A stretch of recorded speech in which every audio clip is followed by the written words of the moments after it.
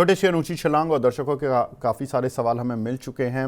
हालांकि समीर सर अभी अभी थोड़ी देर पहले ही गए हैं, लेकिन इनका एक दर्शक हैं हमारे पीएचबी के नाम से, इनका सवाल समीर सर से था, लेकिन हम सर से पूछ लेते हैं कि सम्मान कैपिटल और जी लिमिटेड इन पर क्या लग रहा है। अंशुल भाई, क्या कुछ उम्मीदें? ये वैसे पूछ रहे थे, इनका पूरा सवाल मैं पढ़ देता हूँ। My question to Sameer sir, how to recognize that all litigation or corporate governance in stock is over and good to buy सम्मान कैपिटल एंड जी लिमिटेड।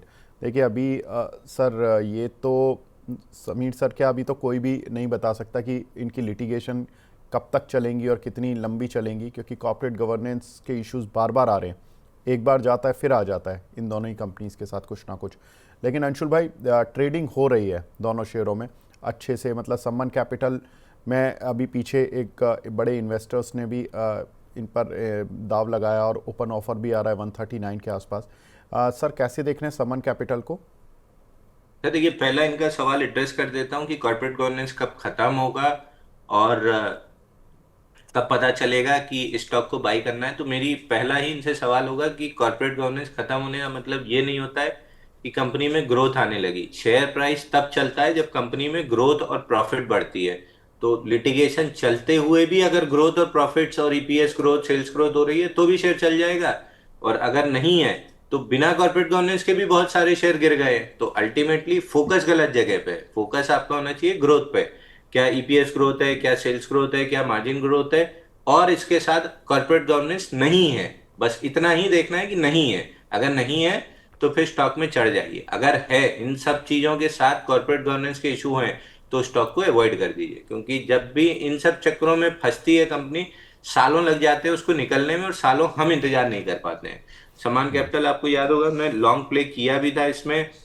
143 के ब्रेकआउट पे 183 के आसपास हम प्रॉफिट बुक किए थे, टू बी प्रिसाइज 24 अक्टूबर को। उसके बाद से कोई ट्रेड बना नहीं, बल्कि 175 टूटने के बाद से प्रॉफिट बुकिंग गहराई है, जो कि 143.50 प्रीवियस ब्रेकआउट पॉइंट तक जा सकती है।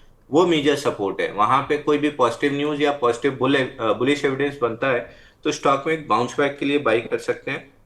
बड़े मूव के लिए प्ले करना है तो नया स्ट्रक्चर बनने का वेट करना चाहिए, जो अभी अभी मतलब प्रॉफिट बुकिंग ही खत्म नहीं हुई है तो नया स्ट्रक्चर बनने की शुरुआत भी नहीं हुई है। प्रॉफिट बुकिंग खत्म होगी तब बनना शुरू होगा। जी लिमिटेड ऐसा लग रहा है कि बॉटम आउट हो चुका है, क्योंकि मंथली चार्ट या वीकली पे देखेंगे तो जो 88 से 144 तक की रैली आई थी और वापस डिप आया 96 तक, इस पूरे डिप में कहीं वॉल्यूम नहीं था। तो ऑन दी अपसाइड जब तक 114 नहीं निकलता है तब तक मैं ट्रेडिंग प्रोस्पेक्टिव से बाय नहीं करूंगा। बॉटम फिशिंग आपको करनी है, थोड़ी सी रिस्क लेनी चाहिए यहाँ पे। अगर करनी है तो केवल 2 रुपए 70 पैसे का स्टॉप लॉस है 95 का। 95 के स्टॉप लॉस से बाई कर लीजिए, या तो 270 जाएगा या बाउंस बैक में आपको 113.80 मिल जाएगा। 113.80 आपको हफ्ता 10 दिन में नहीं मिलेगा, मिलने में भी कोई 6 महीना लगा दे। अगर उतना पेशेंस है तो एक बार बाउंस बैक के लिए बॉटम फिशिंग कर सकते हैं। ठीक है। मोहम्मद रफ़ीक साहब हैं, देखिए इनका सवाल कल भी रह गया था, इनकी शिकायत भी थी। सर मैं आज आपके दोनों सवाल ले लेता हूँ। एक सवाल इन्होंने भेजा है प्रिंस पाइप, यहाँ पर 337 रुपये के इन्होंने लिए हुए हैं। अंशुल भाई, इसमें लॉस हो रहा है, क्या करें? प्रिंस पाइप से 387 का ब्रेकआउट दिया ही नहीं, और प्रीएम्प्टिव ब्रेकआउट 344 वाला 338 के अराउंड फेल हो चुका है। और उसी का लिक्विडेशन टारगेट 288 था जो कंप्लीट हो चुका है। अगला टारगेट 267 है। 267 एक छोटा सपोर्ट जोन कह सकते हैं, नॉट एग्जैक्टली टारगेट, क्योंकि टारगेट आपका बनता है गैप जोन, और गैप इसमें छूटा हुआ है 247.63 से लेके 251.65 के बीच में। इस जोन तक आते हुए दिख रहा है। ठीक है सर। इनका दूसरा सवाल वैसे तिलकनगर इंडस्ट्रीज़ पर है, इन्होंने 508 रुपये के लिए हुए हैं सर। इसमें भी लॉस हो रहा है। अभी हमने खबर भी पढ़ी थी थोड़ी देर पहले ही कि 472 रुपये पर शेयर चल रहा है 73 पर, और 382 रुपये पर प्रमोटर को शेयर्स जारी हुए हैं करीब 9.5 लाख। अब प्रमोटर बेचेंगे या नहीं, ये इंपॉर्टेंट चीज़ हो जाती है। सर क्या लग रहा है, क्या करें? तो मेरे को लगता नहीं है, मतलब मेरा इतना फंडामेंटल स्टडी नहीं है, मैं ईपीएस, सेल्स और ऑपरेटिंग मार्जिन ही देखता हूँ, बट मेरे को लगता नहीं है कि प्रमोटर माल बेचेगा। उसका एक सिंपल सा रीजन ये है कि अभी लिकर इंडस्ट्री में बहुत तेजी है।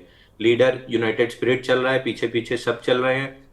बीरा 91 जिस हिसाब से ट्रबल में फंसी है, एक बियर का मार्केट सबके लिए बड़ा खुलता हुआ दिख रहा है, तो नए नए प्रोडक्ट्स आ रहे हैं, तो इस सेक्टर में एक ऐसा लग रहा है कि 5 7 8 साल की तेजी डेवलप हो रही है, तो मेरे को नहीं लगता प्रमोटर बेचेगा। But all said and done, 466 टूटने के बाद बुलिशनेस चार्ट की शॉर्ट टर्म के लिए खत्म हो जाएगी, तो मुझे नहीं लगता 466 के नीचे कोई भी लॉन्ग प्ले करना चाहिए। ठीक है सर। एक हमारे दर्शक हैं गार्डनिंग इन फ्लैट के नाम से इनकी आईडी बनी हुई है, बड़ी इंटरेस्टिंग आईडी बना रखी है इन्होंने।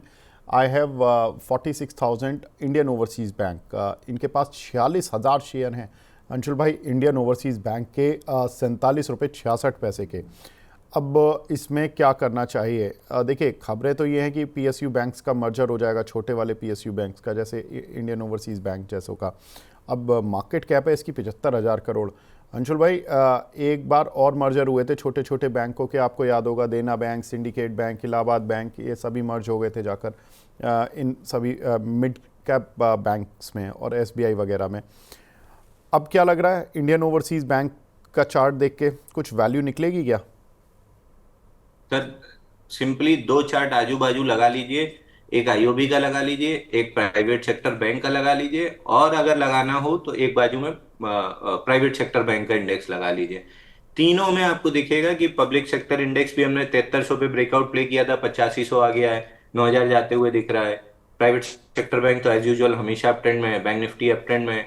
आईओबी का चार्ट बाजू में लगा लीजिए, 291 दिन में 60% गिरा है। आप इसको 5 ईयर कर देंगे तो ज्यादा क्लीन समझ में आएगा कि ऊपर से 60% टूट चुका है। उसके बाद से देखिए कंप्लीटली साइडवेज है, तो कहीं भी रिलेटिव स्ट्रेंथ नहीं है, और रिलेटिव स्ट्रेंथ नहीं है तो आपको नहीं लेना चाहिए, चाहे वो इन्वेस्टिंग हो चाहे वो ट्रेडिंग हो। इन्वेस्टिंग फिर वैल्यू प्ले एक अलग चीज हो जाती है, वहां फिर वैल्यू देखते हैं हम, रिलेटिव स्ट्रेंथ नहीं देखते हैं, जैसे बायोकॉन में है। तो दोनों चीज पे, दोनों पैरामीटर पे नहीं बैठ रहा है, तो आई वुड अवॉइड। 4150 निकलता है तो एक मोमेंटम ट्रेड आपको 52 करीब तक बन सकता है, 4150 के नीचे मेरा कोई इंटरेस्ट नहीं है। अलर्ट लगा हुआ है, 4150 निकलता है तो अपने आप वॉच लिस्ट में आ जाएगा। देखिए, 1 लाख करोड़ से कम की मार्केट कैप वाले कुछ ही सरकारी बैंक हैं, bank of Maharashtra, Indian overseas bank, इस तरह के हैं। और अमूमन जो अच्छे मिड कैप बैंक्स जिनको कहा जा सकता है, bank of Baroda market cap almost 1,40,000 crore, PNB की same market cap, Canara bank की लगभग सेम मार्केट कैप। तो ये तीनों जो इस कैटेगरी में जा रहे हैं, ये करीब 1,30,000 से 1,50,000 करोड़ की मार्केट कैप वाले प्लेयर हैं। SBI of course 9 lakh crore की मार्केट कैप वाला प्लेयर है। अब खबरें तो यही हैं कि इन 4 बैंक्स में ही मर्जर होने हैं, या तो एसबीआई, पीएनबी, या bank of Baroda, Canara bank. अब देखना इंटरेस्टिंग यही होगा कि कौन सा बैंक किस में जाकर मर्ज होता है और इस पर डिसीजन कब आता है, क्योंकि सरकारी काम है, कई बार डिसीजन भी केवल खबरें उड़ती हैं और डिसीजन होते होते कई साल लग जाते हैं, तो ये भी देखना इंपॉर्टेंट होगा। अगला सवाल हमें मिला है, मुथूट माइक्रो फाइनेंस पर 180 के रुपए के बाय किए हुए हैं बीरबल यादव जी ने। इसमें क्या टारगेट स्टॉप लॉस लगाएं? अंशुल भाई, थोड़ा तो प्रॉफिट हो रहा है इनको, ऐसा नहीं है 10 रुपये का, ऐसी गिरी हुई मार्केट में भी, लेकिन क्या करें सर? तो देखिए रिलेटिव स्ट्रेंथ तो है काउंटर में, बट प्रॉब्लम ये है कि लिस्टिंग के बाद से कंटिन्यू गिरा था और उसके बाद जाके बाउंस बैक आ रहा है, तो it can be big bounce, क्योंकि 50% रिट्रेसमेंट पूरे फॉल का हो गया। लिस्टिंग के बाद से 58% गिरा था, 50% रिट्रेसमेंट 184 का था, वो लेवल भी निकल रहा है और रिलेटिव स्ट्रेंथ भी है। अगला मेजर रेजिस्टेंस 198 है, वहां तक जा सकता है। आइडियली क्या मैं बाई करता? पहला जवाब शायद ना होता।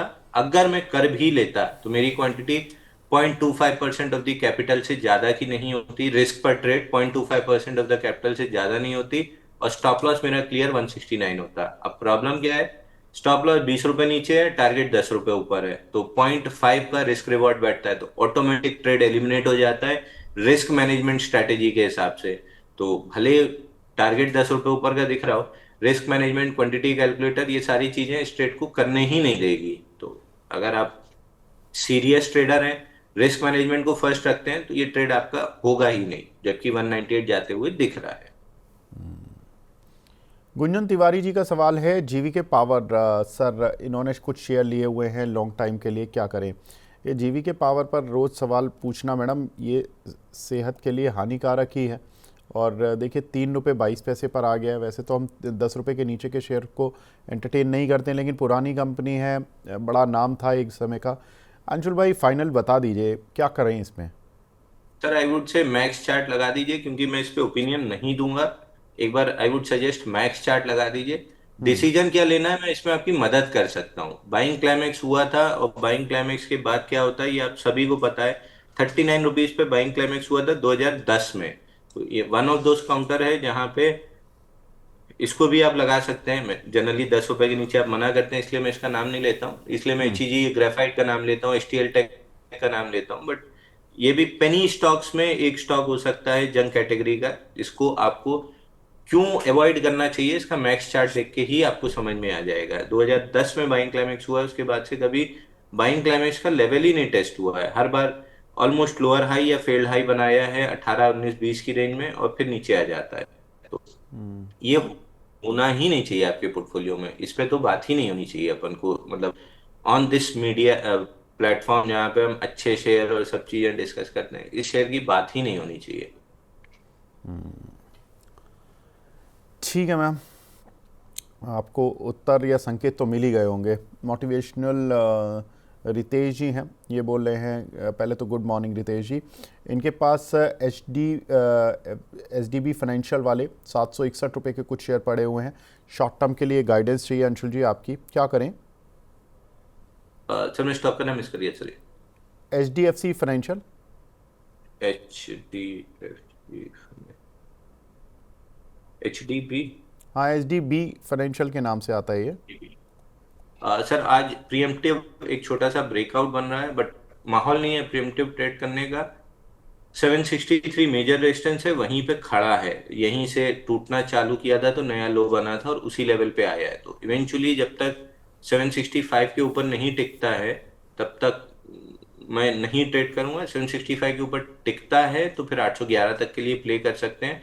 स्टॉप लॉस आज ही का लो 738 होना चाहिए, लेकिन अभी बाई नहीं बन रहा है। अरिहंत जी हैं, ये बोल रहे हैं प्रणाम अंशुल भाई, एनसीसी 260 का लिया है और एनएफएल 97 का, होल्ड या सेल। एनसीसी तो सर मैं कब से मना कर रहा हूँ, पिछले जून 2024 से, कि निकल जाइए। बाइंग क्लाइमेक्स हुआ है 290 राउंड, और कंफर्मेशन भी मिली थी 264 के राउंड। पहला टारगेट 171.49 था, जो कि टेस्ट हुआ था मार्च 2025 में। पुल बैक के बाद फिर वही लेवल आया है। एक बार इसको 1 ईयर या 1 ईयर कर देंगे तो ज़्यादा क्लियर दिखेगा कि वापस से 171.49 करने आया है। और जैसे ही ये लेवल टूटेगा एक राउंडिंग टॉप का ब्रेकआउट हो जाएगा, और 93 का टारगेट एक्चुअल में खुलता है। बीच में मल्टीपल छोटे छोटे सपोर्ट्स हैं, जैसे 151, 134, 111, बट अल्टीमेटली इस ब्रेकडाउन का टारगेट 93 आता है। तो ठीक है। स्टॉक एकदम खराब है। दूसरा कौन सा था सर इनका? सर दूसरा था एनएफएल। एनएफएल। एनएफएल में अभी टाइम नहीं आया है। नेशनल फर्टिलाइजर लिमिटेड में अभी टाइम नहीं आया है। बहुत डाउनसाइड नहीं दिखती है, लेकिन अपसाइड भी नहीं है। सॉरी, 88 रुपीज टूट गया है, जो फाइनली प्रोटेक्ट हो रहा था। 88 टूटा है, गैप फिल करने के लिए 81 से लेके स्विंग लो 78 तक आ सकता है।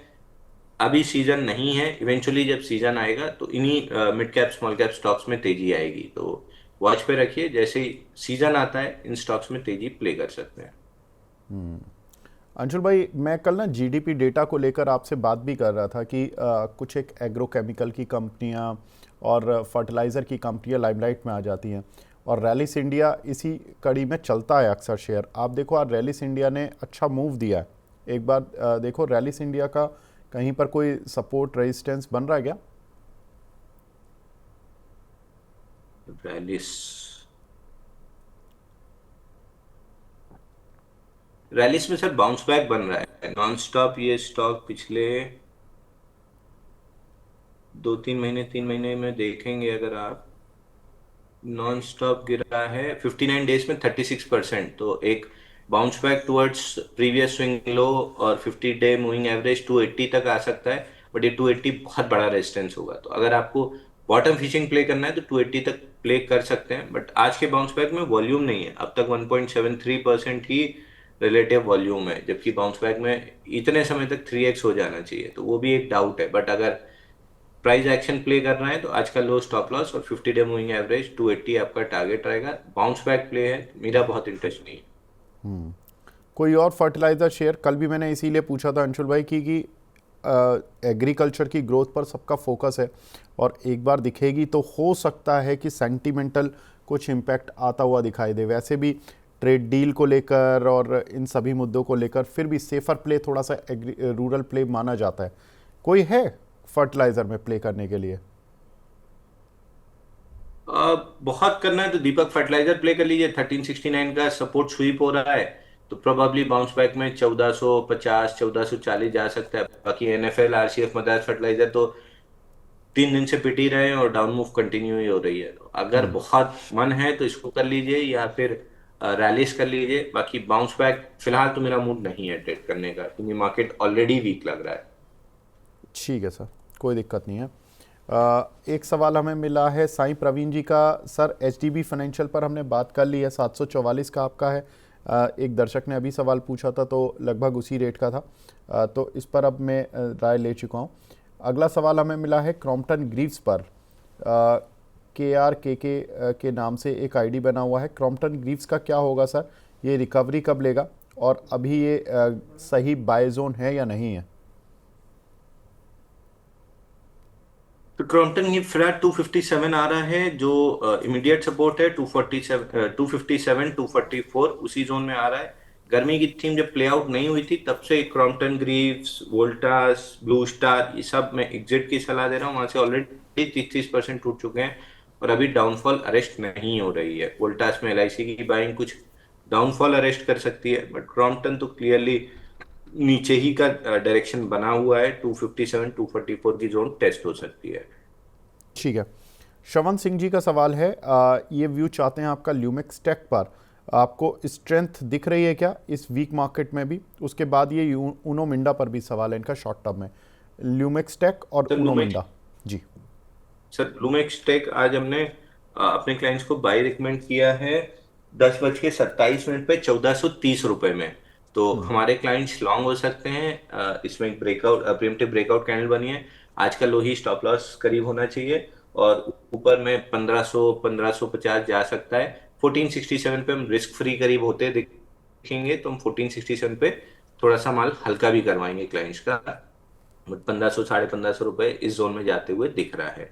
और यूनो मिंडा में ब्रेकआउट आया था वीकली चार्ट पे 60 हफ्ते का, with a gap, with an earnings gap 18 अक्टूबर को 1175 पे। उसके बाद से स्टॉक साइडवेज एक रेंज बना के रखा है।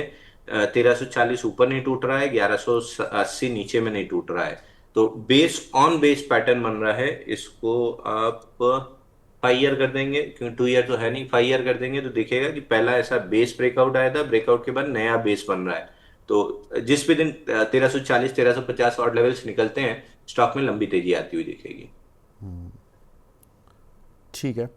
एक हमारे दर्शक हैं विनय कुमार जी, ये पूछ रहे हैं सर नेटवर्क 18, इन्होंने 59 रुपीज़ के कुछ शेयर लिए हुए थे। अभी पूछ रहे हैं कि सर इसको एवरेज कर लें क्या 2 साल के लिए? नेटवर्क 18 4120 आते हुए दिख रहा है सर। अभी 4920 के नीचे क्लोज हुआ है और 2 हफ्ते कंटिन्यूसली क्लोज हुआ है, तो 4120 आते हुए दिख रहा है। एक हमारे दर्शक हैं साईं प्रवीण साहब, ये पूछ रहे हैं करारो इंडिया सर, 518 रुपये का इन्होंने लिया हुआ है, इस पर आपकी एडवाइस? करारो इंडिया में आज प्रीएम्प्टिव एक ब्रेकआउट कैंडल बन रही है। आज के लो के स्टॉप लॉस से अगर आपको बाई करना है तो छोटी क्वांटिटी ट्राई कीजिए, not more than 0.25% capital risk पे डालिए। 580 आता है तो एक रेजिस्टेंस जोन टेस्ट होगी 580 581 की जोन में। तो फिलहाल वो माहौल आ चुका है जहां पे आप 1% ऑफ द कैपिटल रिस्क नहीं लेंगे पर ट्रेड, 0.25% से ज्यादा नहीं लेंगे। जब तक माहौल पूरी तरीके से सुधर के पूरा tied in the favour of mid cap small cap नहीं आता है, तब तक 0.25% से ज्यादा रिस्क करना रिस्क मैनेजमेंट के हिसाब से गलत हो जाएगा। एक हमारे दर्शक हैं मिर्जा यामीन जी, रियाद से हैं, वेल्सपन लिविंग, इन्होंने 134 रुपये के कुछ शेयर लिए हुए हैं, इस पर आपकी रिकमेंडेशन चाहते हैं। सर 131, 125-50 मेजर सपोर्ट जोन है, 142.49 मेजर रेजिस्टेंस जोन है, 142.49 निकलता है तो स्टॉक में अच्छी तेजी आनी चाहिए 170 करीब की। तो I would be a buyer, but मैं 142.50 निकलने के बाद ही बाई करूंगा, क्योंकि एक तो ये सेक्टर ही फूफा जी के लफड़े में फंसा हुआ है। तो वो जब तक क्लियर नहीं होता है, कुछ ना कुछ प्रेशर या एक आध खराब न्यूज आ गई तो 10% गैप डाउन भी वो रिस्क बना हुआ है। और गैप डाउन खुलता है तो रिस्क मैनेजमेंट खिड़की से बाहर कूद जाता है, क्योंकि गैप्स को तो आप प्रिडिक्ट ही नहीं कर सकते। तो I would play, but above 142.50 only. एक इंटरेस्टिंग रिपोर्ट आई है वेंचुरा सिक्योरिटीज़ की अदानी एंटरप्राइजेस पे, अंशुल भाई, विनीत सर ने ही भेजी है मुझे अभी। और इसमें इन्होंने 2 साल का टारगेट बताया 3433 रुपये। और इन्होंने लिखा है कि fund raise to ease balance sheet pressure and fuel growth. जो इनका राइट इशू है 25,000 करोड़ रुपए का, उसको लेकर ये सारी बातचीत हुई है। तो ग्रोथ आएगी और बैलेंस शीट इनकी बढ़िया हो जाएगी, ऐसा वेंचुरा सिक्योरिटीज़ का मानना है। आपको लॉन्ग टर्म चार्ट कैसा लग रहा है अदानी एंटरप्राइजेस का? वेंचुरा सिक्योरिटीज़ के टारगेट है 3433। सर मेरे हिसाब से 3245, 3609 ये रेजिस्टेंस जोन है। मतलब टारगेट तो बीच में कहीं भी आ सकता है, बट ये रेजिस्टेंस जोन है 3245, 3609। ये मेरे को आराम से टेस्ट होती हुई दिख रही है। मोमेंटम 2600 रुपए के ऊपर बनेगा, तो अगर आप एक्यूमुलेटिव प्लेयर हैं तो एक्यूमुलेट करते जाइए, यहाँ ले लीजिए, नीचे में ऐड करते जाइए। मोमेंटम प्लेयर हैं तो 2600 के बाद मोमेंटम बनेगा, तब बाई कीजिएगा। दोनों केस में 3245, 3609 ये जोन मेरी टारगेट जोन रहेगी। ठीक है, तो यहाँ पर वेंचुरा सिक्योरिटीज़ की राय और अंशुल जी ने टारगेट जो बताया है, वो रेजिस्टेंस जो बताए हैं, वो लंबी अवधि वालों के लिए, और थोड़ा सा देख कर चलें। फ़िलहाल काउंटर का मोमेंटम थोड़ा सा अलग दिशा में जाता हुआ दिखा है। लेकिन अगला सवाल हमें मिला है साक्षी जी का, ये टाटा कम्युनिकेशन पूछ रही हैं कि किस लेवल पर बाय करें सर, लॉन्ग टर्म के लिए कैसा लग रहा है? टाटा कॉम ले सकते हैं सर, लॉन्ग टर्म के लिए तो अच्छा ही है काउंटर। मंथली चार्ट पे कह सकते हैं पूरा पैटर्न डेवलप हो रहा है, वीकली पे थोड़ा क्लियर दिखेगा। 1920, 1950 इस जोन के ऊपर टिकता है तो फिर नया ऑल टाइम हाई, बल्कि 2500, 2600 के आसपास का लेवल मिलेगा। बहुत पेशेंस वाले ट्रेडर हैं, 1.5-2 साल से ज्यादा का समय है, तो आराम से होल्ड कीजिए, धीरे धीरे करके आपको टारगेट मिल जाएगा। टाइमिंग करने की कोशिश करेंगे तो शायद आपके हाथ से छूट जाए, शायद आपको बहुत अच्छे प्राइस पे जस्ट बिफोर मोमेंटम मिल जाए। अगर वो रिस्क लेनी है तो फिर टाइमिंग कीजिए, और नहीं लेनी है तो धीरे धीरे एक्यूमुलेट करते जाइए। ठीक है, एसीसी पर आपकी राय, ताबिश साहब पूछ रहे हैं, डॉक्टर ताबिश। एसीसी में कल अच्छा वॉल्यूम बना था, 14-25% वॉल्यूम राइज था 3.5 मिलियन का। उसके पहले एक एक्यूमुलेटिव इंस्टीट्यूशन कैंडल थी 31 अक्टूबर को, 477% वॉल्यूम राइज, 1.2 मिलियन का। तो बेस ऑलरेडी 2025 के स्टार्ट से बन रहा है, 2025 का एंड आ गया है। राइट साइड में एक्यूमुलेटिव वॉल्यूम दिखना मतलब आप समझिए काले बादल मंडराने की तरह है कि अब बारिश होगी। तो इसमें अब अगर ऑलमोस्ट एशियन पेंट्स जैसे रेप्लिकेट किया तो अब प्रॉफिट की लंबी बारिश इसमें हो सकती है। मे बी 19-20 अलग पैटर्न होगा, क्योंकि 100% कोई चीज रेप्लिकेट नहीं होती। बट जनरल आइडिया पकड़ के चलिए कि एशियन पेंट्स में जैसा बेस बन के फिर एकदम फटा मूव आया 2300 रुपए से ऑलमोस्ट 2900 रुपए तक का, उसी टाइप का बेस ऑलरेडी एक साल का कंप्लीटेड दिख रहा है। और राइट साइड में कंप्लीटेड इसलिए लग रहा है क्योंकि राइट साइड में इंस्टीट्यूशन वॉल्यूम आने लगा है। ये नहीं आया होता तो हम अभी भी मानते कि और लंबा चलेगा, चल भी सकता है, बट इंस्टीट्यूशन वॉल्यूम आना ये इंडिकेशन होता है कि ऑलमोस्ट अब यहाँ से डाउन साइड लिमिटेड रह गई है, अपसाइड लंबी खुल गई है।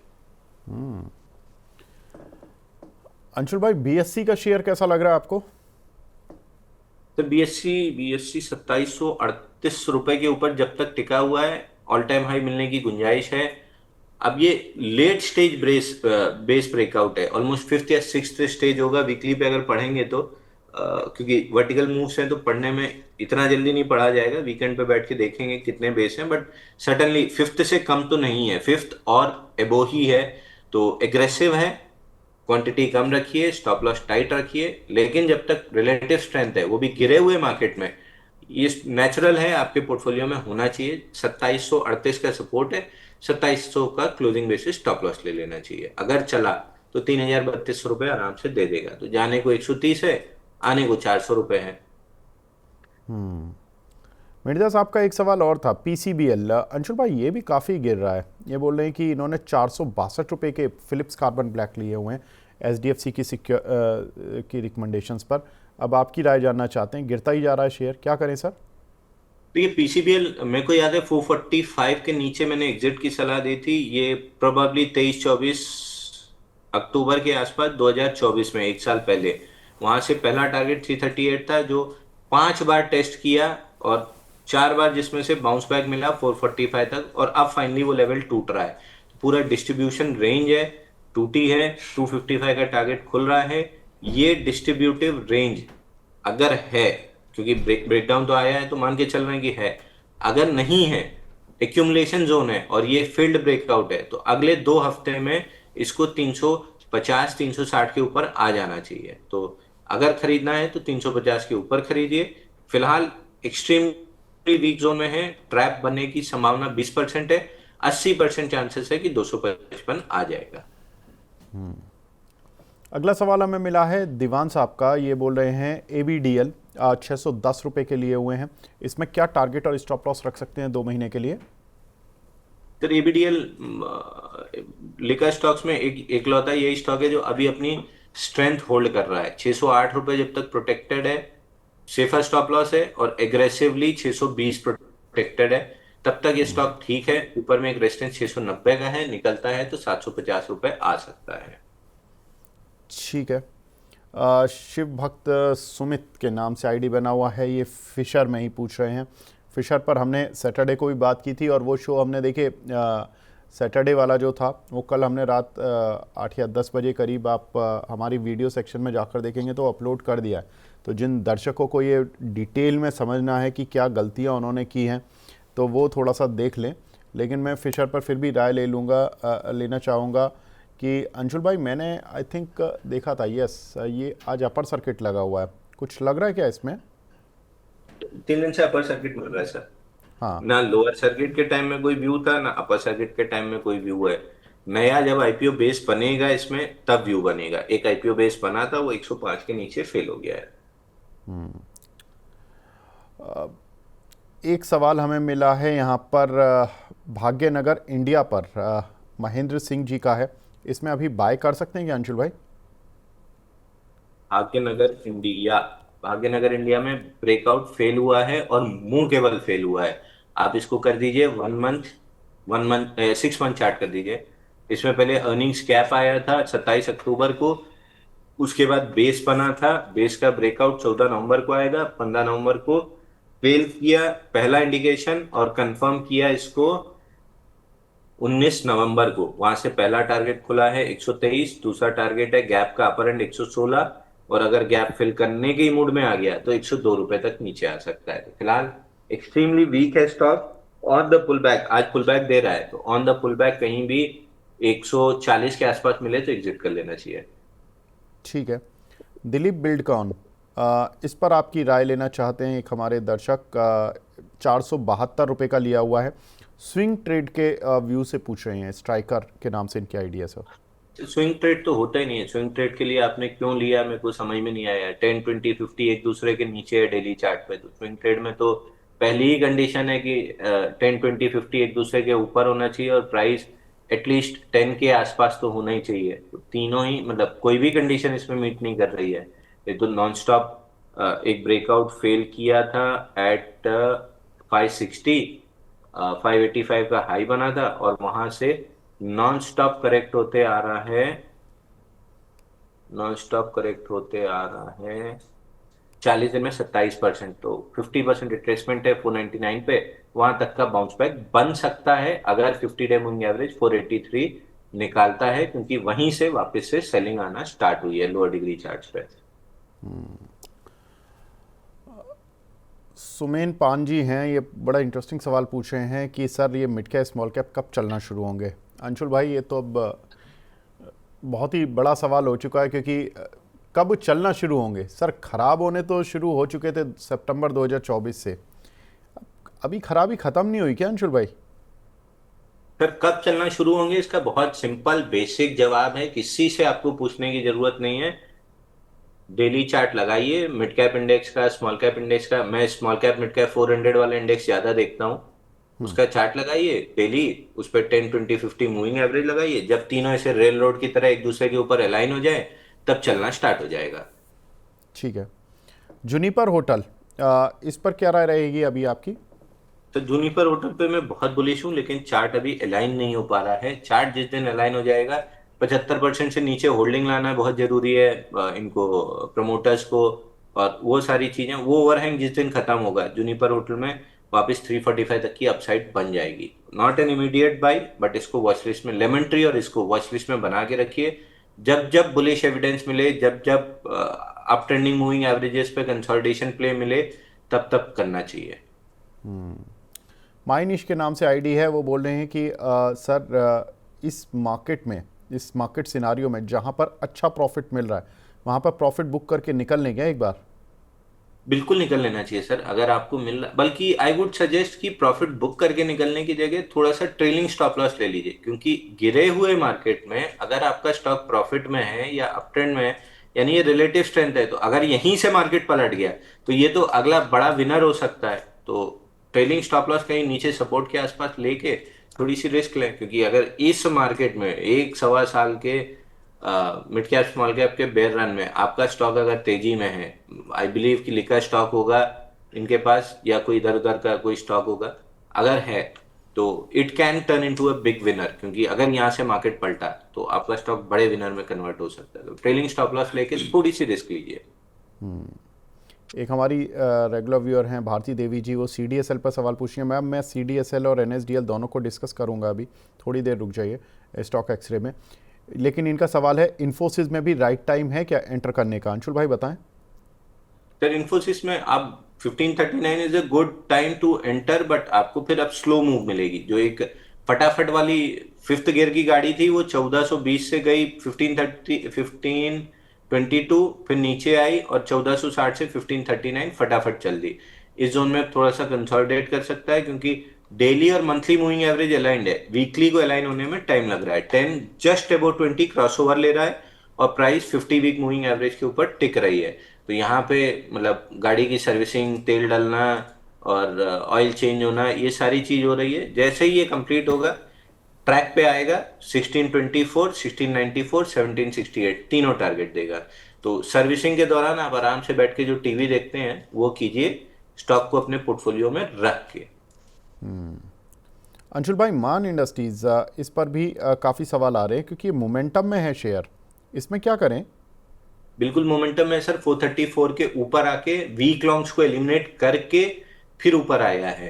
क्योंकि ये एक बड़ा गैप आया था 30 सितंबर को बड़े सेल ऑफ के साथ, उसका हाई फटाफट निकल गया था बड़े वॉल्यूम से, 3.4 मिलियन के वॉल्यूम से 15 अक्टूबर। उसके बाद मेजर रेजिस्टेंस के पास कंसोलिडेशन चला है 434 के आसपास, और फिर मोमेंटम मिला है। तो ये ऐसे काउंटर होते हैं जो गिरे हुए मार्केट में मोमेंटम देते हैं। ये बढ़ते मार्केट में यहाँ से रिवर्सल आ जाएगा स्मॉल कैप इंडेक्स में, तो ये स्टॉक 800 रुपये खड़ा हो जाएगा, आपको हवा भी नहीं लगेगी। आई वुड सजेस्ट कि आप इसको कर दो, 5 ईयर कर दो। आप 5 ईयर कर दो, मैं आपको दिखाता हूँ वीकली चार्ट पे। ये देख रहे हैं, ये 2024 की जो फॉल आई थी, 25 में रिकवरी आई, फिर 25 के एंड में फॉल आई। ये दिख रहा है आपको कप एंडल पैटर्न? यहाँ से मैं बिल्कुल। ड्रॉ नहीं कर पाता, नहीं मैं आपको ड्रॉ करके दिखा देता कि परफेक्ट कप एंडल पैटर्न है।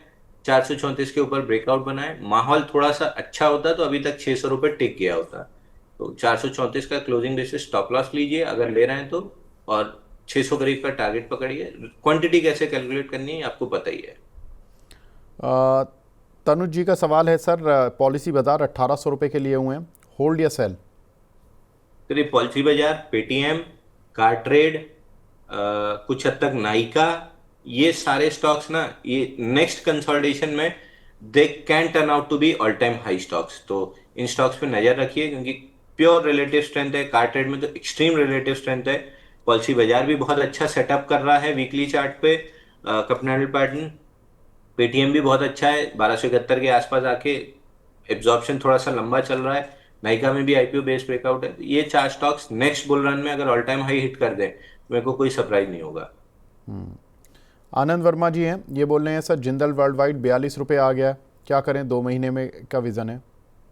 कल ही तो इनको हाँ। याद किया था अपन ने कि कौन से स्टॉक में रेंज प्ले की बात हो रही थी, तभी याद किया था कि 2-3 बार इनने रेंज प्ले 54 से 80-82 तक किया, और जब 54 टूटा 2 जुलाई 2025 के आसपास, तो ये नहीं निकले, और अगला टारगेट 35 रुपए आ गया है। देखिए रेंज का कॉन्सेप्ट क्या होता है, ऐसी एक रेंज होती है, आप लोअर एंड से लेके अपर एंड पे बेचते हो, लोअर एंड से लेके अपर एंड पे बेचते हो। यही रेंज जब लोअर एंड से अपर एंड और ब्रेकआउट पे आपको ऊपर के टारगेट देगी, तो ब्रेकडाउन पे लोअर एंड के भी तो टारगेट देगी, इसको क्यों आप भूल जाते हो?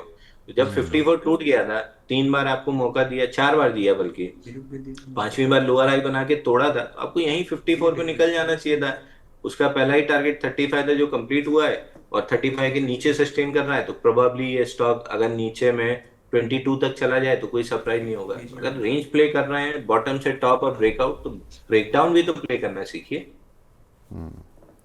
रीना परमार जी हैं श्नाइडर इलेक्ट्रिक पर पूछ रही हैं, 870 का लिया हुआ है, एवरेज कहाँ करें सर? स्नाइडर में 980 के ऊपर ब्रेकआउट फेल हुआ है, लिक्विडेशन का टारगेट 679 है। 679 पे अगर बुलिश एविडेंस मिला तो ठीक, नहीं मिला तो 551 551 तक का लो आ सकता है। अगला सवाल हमें मिला है रेडिको खेतान पर, इसमें 3318 रुपये के कुछ शेयर पड़े हुए हैं सर, टारगेट और स्टॉप लॉस बता दीजिए। ये दूसरा काउंटर है सर जहां पे रिलेटिव स्ट्रेंथ क्लियरली विजिबल है in terms of liquor space, but जो लास्ट वीक की कैंडल फॉर्म हुई है उसमें वीकली चार्ट पे 7.7 मिलियन 483% का वॉल्यूम राइज था, और कैंडल अपने बॉटम पे आके क्लोज किया है, और प्रीवियस ऑल टाइम हाई जो था 3423 उसको स्वीप करके क्लोज किया है। तो मैं इस स्टॉक को बिल्कुल भी नहीं छेड़ रहा हूं, क्योंकि अगर इस स्टॉक को 10 वीक मूविंग एवरेज 3130 के नीचे फॉलो थ्रू मूव मिला, तो पहला ही टारगेट 2700 खुलेगा 50 वीक मूविंग एवरेज। मैं स्टॉक को बिल्कुल नहीं छेड़ रहा हूं, क्योंकि अगर ये गिरा मुंह के बल गिरेगा। श्रवण सिंह जी हैं ट्रांस स्टील सीटिंग पर पूछ रहे हैं सर, इसमें एफआईज ने होल्डिंग बढ़ाई है क्या? अ, इनका सवाल दूसरे पर भी है, पर मैं एक ही सवाल ले पाऊंगा, अब समय की कमी है sir. Trans steel seating. Trans steel seating technology, इसमें एफआईआई होल्डिंग अच्छी है सर। मैंने एग्जैक्ट नहीं चेक किया, बट एफआईआई होल्डिंग में स्कैन मैं करता भी हूँ तो चेक कर लेता हूँ सर, आप एफआईआई। इसका चार्ट देखिए सर। मैं एफआईज होल्डिंग यस बढ़ी है इसमें। मार्च तक 2.81% थी, अप्रैल में 8.48 हो गई, और सितंबर क्वार्टर में 9.93% हो गई है। तो एफआईज तो इस काउंटर को खरीद रहे हैं। सर न्यूज़ पॉजिटिव है, चार्ट को अलाइन होने दीजिए। 138 140 के ऊपर जब क्लोजिंग कर लेगा तो चार्ट अलाइन हो जाएगा, फिर आप 175 180 के लिए प्ले कीजिएगा, और तब आप स्टॉप लॉस एग्रेसिव लेना हो तो 130 लीजिएगा, सेफर लेना हो तो 120 लीजिएगा। स्टॉप लॉस आप कुछ भी लें, रिस्क तो आपको पता ही है कैसे कैलकुलेट करना है, क्वांटिटी कैसे कैलकुलेट करना है। सिर्फ फर्क पड़ेगा आपके रिस्क रिवॉर्ड में, क्योंकि 20 रुपए का स्टॉप लॉस लेंगे तो 60 रुपए पे 1:3 होगा, 10 रुपए का लेंगे तो 60 रुपए पे 1:6 हो जाएगा। सिर्फ रिस्क रिवॉर्ड पे अंतर पड़ेगा, क्वांटिटी कैलकुलेशन पे, मतलब रिस्क पर ट्रेड पे कोई अंतर नहीं पड़ेगा। लेकिन केवल एक ही चीज़ प्रॉब्लमेटिक है कि इसमें एक ही एफआई ने सारी होल्डिंग ले ली है, सेंचुरी इंडिया अपॉर्चुनिटी फंड ने। अब अगर एक जिस दिन वो एफआई निकलता है तो भी काउंटर को बड़ी बुरी सेलिंग देखने को मिलती है। लेकिन हाँ, फिलहाल तो एन्जॉय, जैसा अंशुल भाई ने बताया वैसे ही करें, क्योंकि काउंटर में ख़रीदारी अच्छी आई है। लेकिन देखिए अब कब कौन निकल जाएगा, कब कौन घुस जाएगा, ये आपको नहीं पता चलता है, ये जब पूरा कांड हो जाता है तब पता चलता है। इस कांड में फंसने से सिर्फ आपको एक ही चीज बता सकती है, वो आपका स्टॉप लॉस। फिर स्टॉप लॉस भी आपको बड़ी नुकसान दे सकता है अगर आप रिस्क पर ट्रेड और क्वांटिटी कैलकुलेट सही से नहीं कर सकते।